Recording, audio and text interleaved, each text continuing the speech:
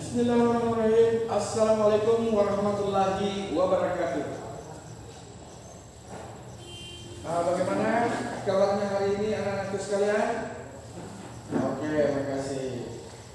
Baik, sebelum kita memulai pertemuan kita kali ini, marilah kita sama-sama berdoa sesuai dengan keyakinan kita masing-masing. Berdoa dimulai. Selesai. Baik, anak-anakku sekalian, sebelumnya saya absen dulu ya. Oke. Nama yang pertama, Suci Ramadhani. Terima kasih. Sudah. Baik, mari kita masuk ke materi inti, yaitu melaksanakan atau perawatan jenazah.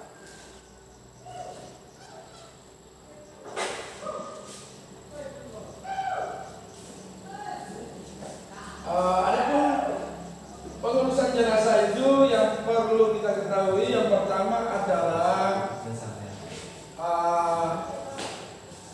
jenazah seorang muslim atau muslimah itu meliputi 4 kegiatan. Yang pertama adalah memandikan atau mengkafani, kemudian menyalatkan, kemudian yang terakhir adalah menguburkan. Jadi ada 4 kegiatan yang perlu kita lakukan ketika mengurus jenazah.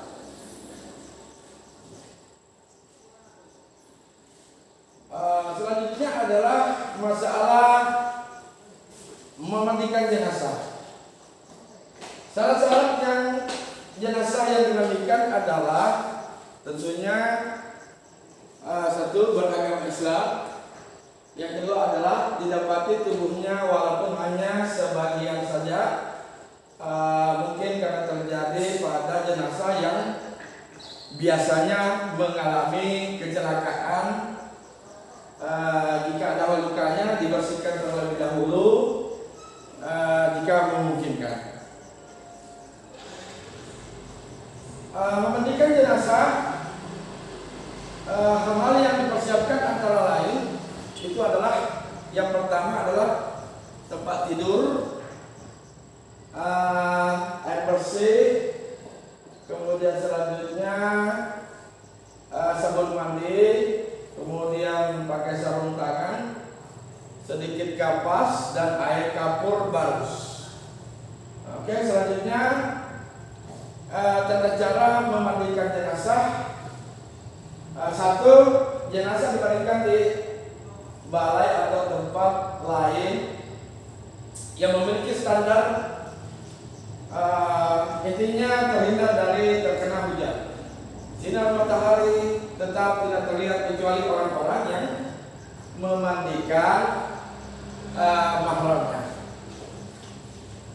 Kemudian selanjutnya diperintahkan untuk menutupi mayit dengan pakaian yang melindungi seluruh tubuhnya agar auratnya tidak terlihat.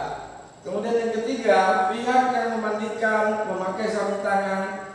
Air yang digunakan untuk memandikan mayit adalah air suci yang disunahkan mencampurnya dengan daun sirih atau larutan kapur barus. Kemudian yang keempat, menyiram air ke seluruh badan secara merata dari kepala sampai ke kaki. Kemudian mendahulukan anggota badan sebelah kanan, lalu bagian sebelah kiri. Oke, teman-teman sekalian, kita lanjut. Poin yang kelima adalah membersihkan giginya, lubang hidung, lubang telinga, celah, ketiaknya, serta jari tangan, kaki, serta rambutnya. Yang keenam adalah membersihkan kotoran dan najis yang melekat pada anggota badan jenazah. Yang ketujuh, mewudukkan jenazah. Jadi itu penting untuk diwudukkannya, sebagaimana wudhu akan sholat seperti setelah semuanya bersih. Kemudian yang kedelapan adalah yang terakhir, disirami dengan larutan kapur barus dan haruman-haruman.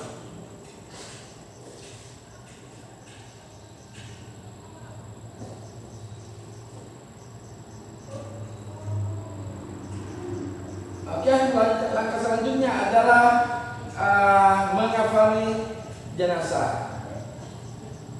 Hal-hal yang disunahkan dalam mengafani jenazah adalah yang pertama kain kafan.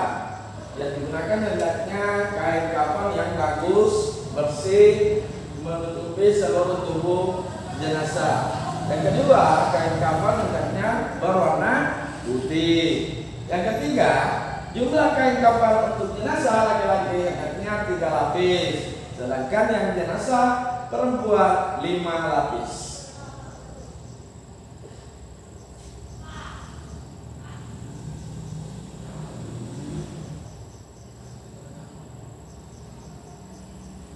Mengafani jenazah.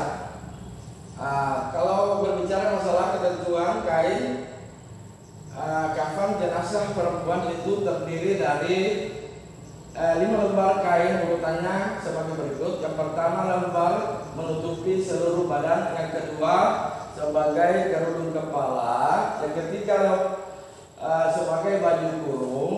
Yang keempat, menutupi pinggang hingga kaki. Kemudian yang kelima, menutupi pinggul dan paha.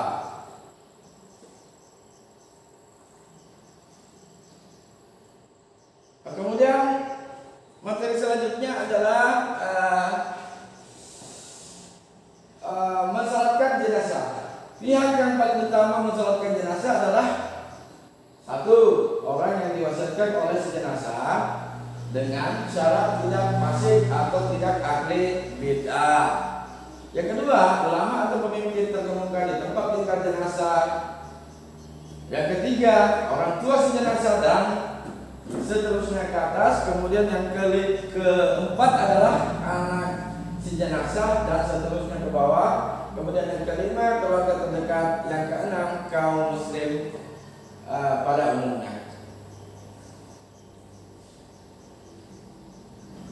Selanjutnya adalah mensalatkan jenazah.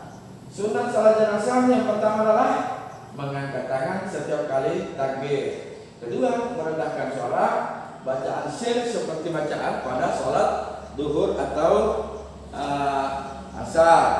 Yang ketiga, membaca tawadhu terlebih dahulu. Kemudian yang keempat adalah disunahkan bagi jamaahnya minimal 3 saf. Memungkinkan tapi tidak memungkinkan boleh lebih dari 3 saf.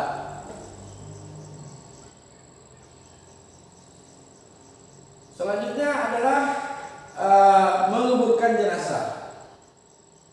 Poin yang pertama adalah menyegarkan atau mengusung membawa jenazah ke pemakaman tanpa harus tergesa-gesa. Kemudian yang kedua, pengiring tidak dibenarkan duduk sebelum jenazah diletakkan. Yang ketiga, disunahkan menggali kubur secara mendalam agar jasad jenazah terjaga dari jangkauan binatang buas atau agar baunya tidak keluar. Kemudian yang terakhir adalah lubang kubur yang dilengkapi liang lahat.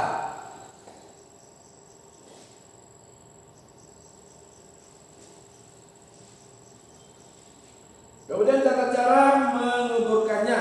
1. Waktu menguburkan jenazah boleh kapan saja, namun ada 3 waktu yang sebaiknya dihindari, yakni ketika matahari baru saja terbit, tunggu sampai tertinggi. Kemudian selanjutnya adalah matahari saat berada di tengah-tengah, saat panas terik yang menyengat saat waktu zuhur. Kemudian selanjutnya saat matahari hampir terbenam hingga ia terbenam sempurna.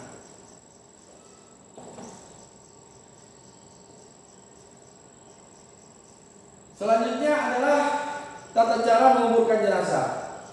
Poin yang pertama adalah setelah jenazah diletakkan di alam rongga liang lahat dan tali kembali selain kepada kaki lepas, maka rongga liang lahat tersebut ditutup dengan papan kayu atau bambu dari atasnya. Yang kedua, setelah itu keluarga terdekat memulai menimbun kubur dengan memasukkan 3 genggaman tanah yang dianjurkan penimbungan sampai selesai. Hendaklah meninggalkan makam kira-kira sejengkal sebagai tanda agar tidak dilanggar kehormatannya.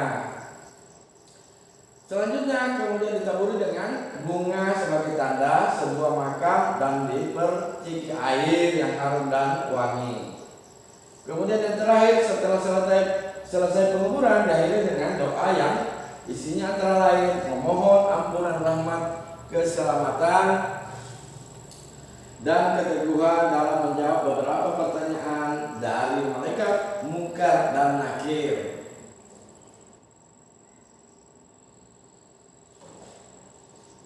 Nah, kemudian selanjutnya adalah mengenai takziah.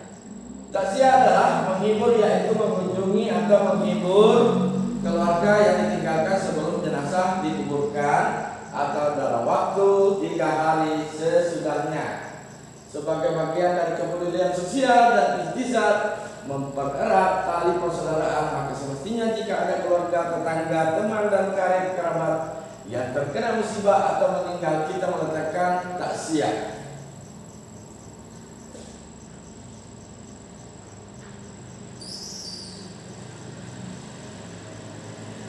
Selanjutnya adalah persoalan ziarah kubur. Kematian mengajarkan banyak hal agar setiap manusia menyadari bahwa cepat atau lambat kemudian itu pasti akan datang. Kemudian melalui kegiatan ini setiap muslim dapat mengunjungi kuburan ahli kubur atau kaum muslim dengan tujuan dapat melihat atau membersihkan dan mendoakan ahli kubur. Selanjutnya manfaat lain dari ziarah kubur juga didapat dari pelajaran antara lain mengingatkan diri sendiri bahwa suatu saat diri kita akan dijemput oleh kematian. Kemudian saat kita berziarah kubur pun ada adab atau tata cara lain saat masuk ke pintu gerbang kuburan. Adapun doanya ketika kita memasuki gerbang pintu kuburan adalah Assalamualaikum ya ahlal kubur minal mu'minina wal mu'minati wal muslimina wal muslimati wa inna Allahu bikum lahikuna kunna tarsalat Allahu al-aqwa wal afiyah. Artinya selamat sejahtera wahai kaum muslimin dan muslimat yang ada di kubur. Kami insyaallah akan menyusul kamu. Kami memohon kepada Allah semoga kami dan kamu mendapatkan atau pembersihan diri dari dosa dan keselamatan.